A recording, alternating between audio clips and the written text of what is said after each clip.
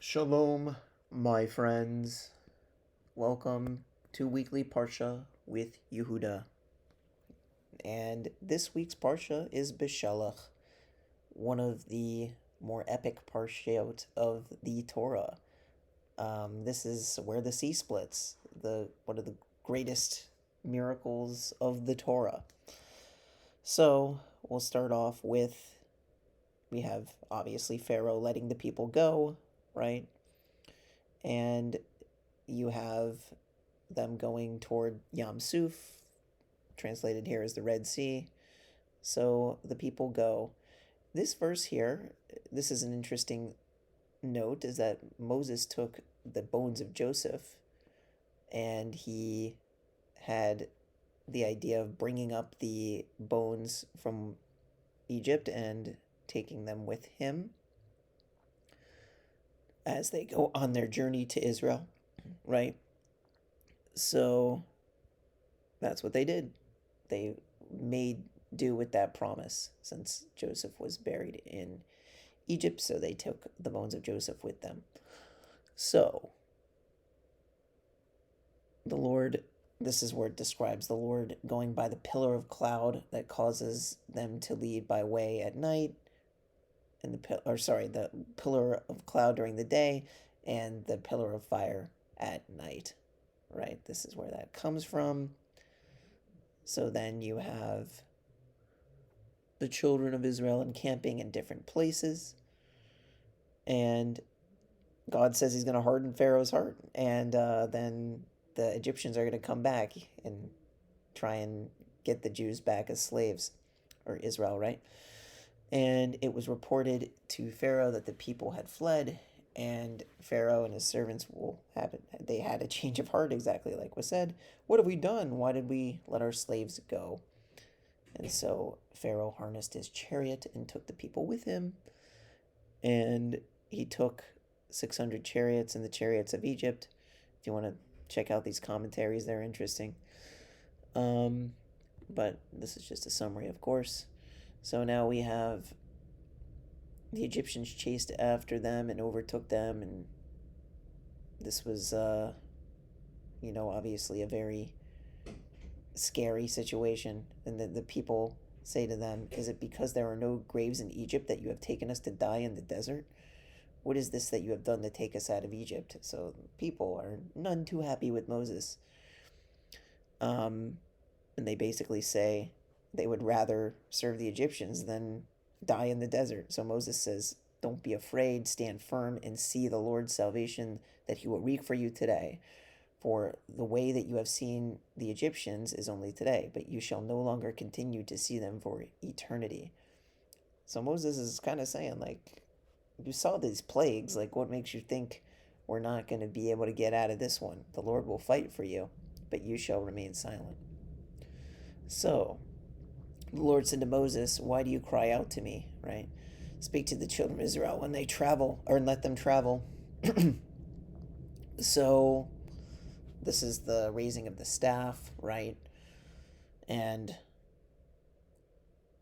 the the hardening of the hearts of the Egyptians. God is, doing this.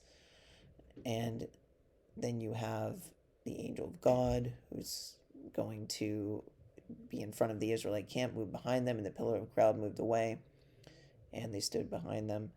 Obviously, we know that Christians try and deify this angel, right? Watch my videos where we debunk the idea that this angel is somehow God in the flesh and all that nonsense. You can watch I'll put the videos in the description, of course. And he came between them in the camp of Egypt and the camp of Israel, and there was a thick cloud darkness, and night no one could see. Yeah, so then we have the epic splitting of the sea, and it says that the Lord led the sea with a strong east wind all night, and he made the sea into dry land and split the water split. So Hashem, God, manipulated nature and made it so that a wind would sort of go through the ocean, or the Yam Suf, the Sea of Reeds, also known as the Red Sea, as it's described here.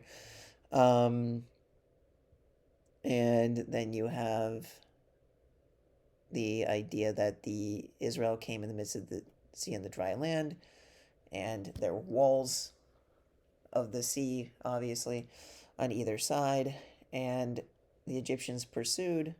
But what ended up happening was it came to the morning, the Lord looked down at the Egyptian camp through the pillar of cloud, and he threw the Egyptian camp into confusion.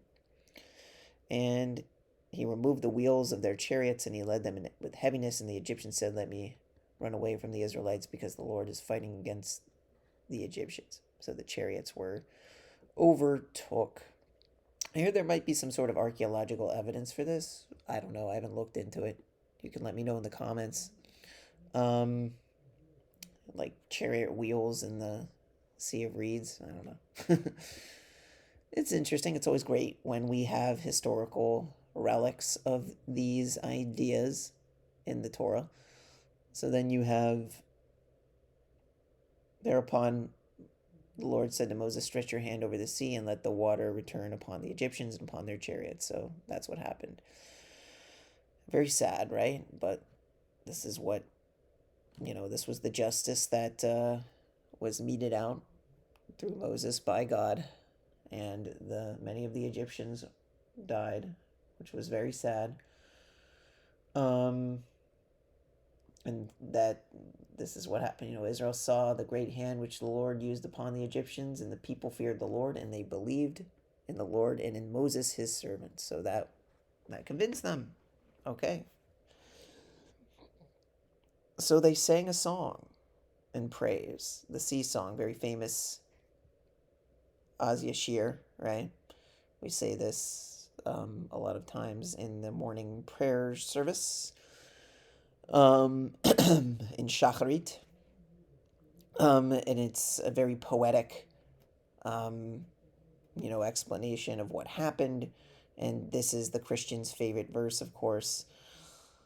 Hashem ish milchama. Now, obviously, that isn't to be taken literally, right? Of course, it's a poetic. Like if you look contextually, this is it's a poem. It's a song. It's not, about a literal sort of idea of God being some sort of human being or anything like that. And once we get to Deuteronomy chapter 4, we'll be able to flesh that out. Once again, I'll put the video in the description, debunking the great Jesus angel hunt with Sam Shamoon, where I put him in his place in that video.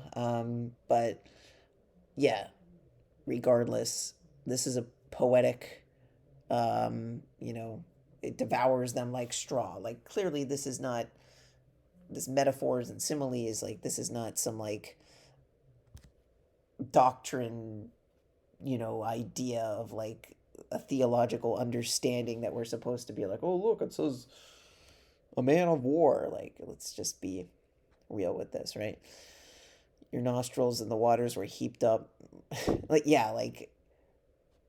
That's speaking about God with like nostrils and the waters. Like, obviously, this is not a literal one-to-one idea. So why would being, a man of war be some sort of literal idea? Silly. So Christians, you can stop using that one. So yeah, it's a poem. It's a song.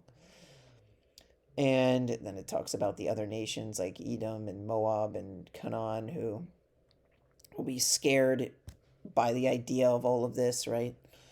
That they will all feel, the dread of the idea that God was able to save the Jews from Israel from the Egyptians. And, right, you shall bring them and plant them on the mount, your heritage directed toward your habitation, which you made, O Lord, the sanctuary of the Lord. So this is like a foreshadowing of the holy temple, right? The Lord will reign to all eternity, right? And that's what it says. The temple is beloved since, yeah. You know what? I never really realized this, that this is sort of like, you want to talk about types and shadows, right? Well, this is a type for the temple, right? Of course, Christians will run with that and be like, Jesus is our temple. Some nonsense, right? So Pharaoh's horses came with the hands and the horsemen into the sea, and the Lord brought the waters upon them, and the children of Israel walked on dry land. And this is Miriam the prophetess took a timbrel in her hand, and all the women came out with their timbrels with dances. I think there's this like song by Debbie Friedman, all the women dancing with their timbrels. You can look that up if you're interested, or if you observe Kol Isha, don't do it. I don't know, whatever you want to do. So fine. So you have the women get excited and do the song, play some music. It's great. Kumsitz by the Yam Suf. Here comes the waters of Mara. They couldn't drink because the water was bitter. People complained, and God told Moses to put a piece of wood into the water, and it changed. Like it was a miracle, and you have sweet water. So Baruch Hashem. And then it says, if you hearken to that was an example of saying, like, if you hearken to what God says, then you will be, all the sicknesses that I visit upon Egypt, I will not visit upon you, and I will heal you. So that's an example of that. So now it's talking about the different places where they encamped. They complained because they don't know where they're going. They say, again, we should have just died in the in Egypt. Why are you bringing us to the desert? And Moses says, there's going to be bread raining from heaven, and that's going to be a test for them. They're going to have to follow what God tells them to do. And on the sixth day, when they prepare what they bring, it will be double what they gather every day. And thereupon Moses and Aaron said to the children of Israel that you shall know that the Lord brought you out of the land of Egypt. Some people allude this to the idea that this is why we have 2 chalot on Shabbat, on the Sabbath, that we have 2 loaves of challah, the bread, if you're not familiar. And in the morning you shall see the glory of the Lord. When he hears your complaints against the Lord, and the significance that we complain against. Okay, fine. So basically what ends up happening is the entire community of Israel is promised this, and then they experience this glorious cloud of the Lord. And then we have Moses saying, I've heard the complaints or the Lord spoke to Moses saying, I've heard the complaints of the children of Israel. Say to them, in the afternoon you shall eat meat, and in the morning you shall be sated with bread, and you shall know that I am the Lord your God. Right? So it came to pass that the quails went up and covered the camp, and in the morning there was a layer of dew around the camp. And the dew ended up being what is known as manna, right? Or mon. I don't know. It says mon, I guess, but I guess we call it manna. But yeah, I guess the Hebrew just says mon. And this thing that the Lord commanded, gather each. So this is talking about gathering, your portions. And the children of Israel did so. They gathered both, one who gathered as much as, and one who gathered little, and they measured it, the omer, and whoever gathered much did not have more, and whoever gathered little did not have less. So it didn't matter how much they gathered. Right? Let no one leave over any of it until morning, so that they had to eat it in that time. But some did not obey them, and I guess they paid the price because it bred worms and became putrid, and Moses was angry that they, that was the sign that they didn't follow it. They gathered by morning, and each one of them ate to his capacity, and when the sun grew hot, it melted. And it came to pass on the 6th day, this is the double portion, and the princes of the community came and reported it, right? So now we said to them, that is what the Lord spoke. Tomorrow is a day of rest, a holy Sabbath to the Lord. So this is, I guess, the first time that they did Shabbat together as a nation. Bake whatever you wish to bake and cook whatever you wish to cook, and the rest leave over until morning. So it looks like they haven't even received the Torah yet, but they're going to experience their first Sabbath as a nation. So this is pretty cool. So they left it over until morning, and it did not become putrid, and no worm was on it, because this is special. This is Shabbat. You're allowed to leave it over. In fact, you're supposed to leave it over. And so then they ate the man on that day, on Shabbat. And then this is sort of the example of 6 days you shall gather it, but on the 7th day there will be none. And that's where that double portion comes from. So it came on the 7th day that some of the people went out to gather manna, that they didn't find any. So even though they said that there wasn't going to be any, people didn't trust that, and they went searching anyway. And then, of course, there's rebuke. So yeah, that is setting the standard for Shabbat.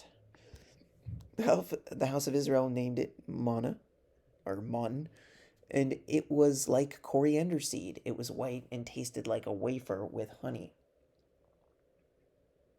So that gives you an idea of what it was like. Moses said this is the thing that was commanded. Let one omer full, this is just a measurement, be preserved for all your generations, in order to see that the bread that I fed you in the desert, and I took you out of the land of Egypt. So I think there was a flask of man that was kept in the ark for a time. Obviously, unfortunately, we don't have it now, but perhaps when Mashiach comes speedily in our days, it will be found. So there's the jug that was put in the ark. So, and it says, here's what's interesting here. Jeremiah, he brought out them the jug of manna. He said to them, you see so it looks like Jeremiah actually used this man to sort of remind the Jews that they were, experienced these miracles when they were in the desert. So there was actually an application of this in the books of the prophets with Jeremiah, and yeah, pretty cool, right? So yeah, and it came that the children of Israel ate the manna for 40 years until they came and inhabited the land. They ate the manna until they came to the border of the land of Canaan. So yeah, it gives the measurement of the omer. And now the final aliyah.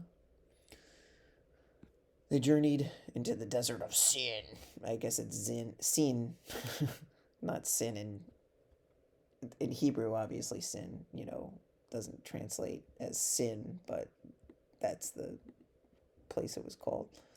Fine, so they didn't have water, so they were frustrated why they didn't have water, and why have you not brought us? So I think there's this idea of it was Miriam, Moses' sister, who was the supplier of the water. And then after she passed away, they didn't have water. But yeah, it's an interesting idea. So this is before I think that happened, because this is the rock situation. This is it. So I stand before you in the rock in Horeb, and you shall strike the rock, and the water shall come forth, and the people will drink. And Moses did so before the eyes of the elders. So this is the first time Moses encounters the rock, this particular rock, and he is instructed to strike it. So in this instance, Moses did exactly as he was instructed, and the water came forth from the rock. So this isn't the infamous incident of the rock. This is actually Moses did exactly as he was said, and there was no sort of punishment for that. Now we have Amalek. So this is unfortunately maybe I'll do a separate video on this to go into detail. So people are criticizing, Netanyahu for making a statement about Amalek recently. Look, Amalek, according to, I think we can explore this in a future video. Amalek doesn't refer to any particular race of people today, right? And how do I know this? And I think even in the context that, I'm not, Netanyahu isn't some sort of rabbinic source, but I'll say, like, the way I can sort of reconcile what he said, he wasn't saying that the Palestinians were Amalek. I think what he was getting at is that, for example, a lot of people argue that like Hitler, was from Amalek. Well, Hitler's obviously not, a Palestinian, right? He was a white Austrian, horrible person, right? But he had the energy of what Amalek does, right? They go after basically like they go after Israel when Israel is at a low point, right? That's exactly what's happening here. So they attacked you from behind, right? And they also want to destroy all of the Jews, as Haman does in the story of Purim, right? That was literally the first, you know, attempt for like Jewish genocide, right? Amalek was the instigator of that. It was very well articulated in the Book of Esther that we read every year at Purim. So I think what was aimed at is that Amalek has this energy that it wants to literally get rid of Israel, and that's the energy that Hamas has. So I think that's what was being conveyed there. Is remember what Amalek did to you, right? And that was supposed to, get them to be inspired to, obviously unite together and defeat Amalek. And that's exactly what happened. Joshua did as Moses had told him. So Joshua was fighting the fight to fight against Amalek, and Moses and Aaron and Hur ascended to the top of the hill, and so Aaron and Hur were using their hands, or they were holding up Moses's hands so that he wouldn't, become, if his hands lowered, then it would make the Amalek win. So Moses had to keep his hands up. So they supported on each side. Aaron, so Hur is actually a descendant of Judah. So he was from the tribe of Yehuda, which of course is the tribe that the future Messiah will come from. And sometimes I think of it like a spirit bomb. If you guys are, give me your energy. If anyone gets that joke, let me know in the comments. Not to make light of this. This is awesome, right? This is how, shows how awesome, Hashem is, and how through following his commandments we can overcome anything. Hamas, Hitler, Nazis, whatever. And it says, for there is a hand on the throne of the eternal, that there shall be a war for the Lord against Amalek from generation to generation. So, once again, we don't have a particular race of people who Amalek are. We don't know. I don't think that's what was being conveyed there. It's just the idea that people who want the destruction of Israel, that's sort of like an Amalek energy. And that is what, the IDF is trying to overcome when it says that, when people like Netanyahu say things like, Hamas is, Amalek or that sort of thing. So it's nothing to do with any sort of racial thing today in this context. I don't think, think about it. Why would the eternal enemy of the Jewish people try to keep their identity, we're Amalek, we want to destroy you. Like, it's obviously not going to be that simple. But anyway, I hope this video has been a blessing to you, and Shalom Aleichem.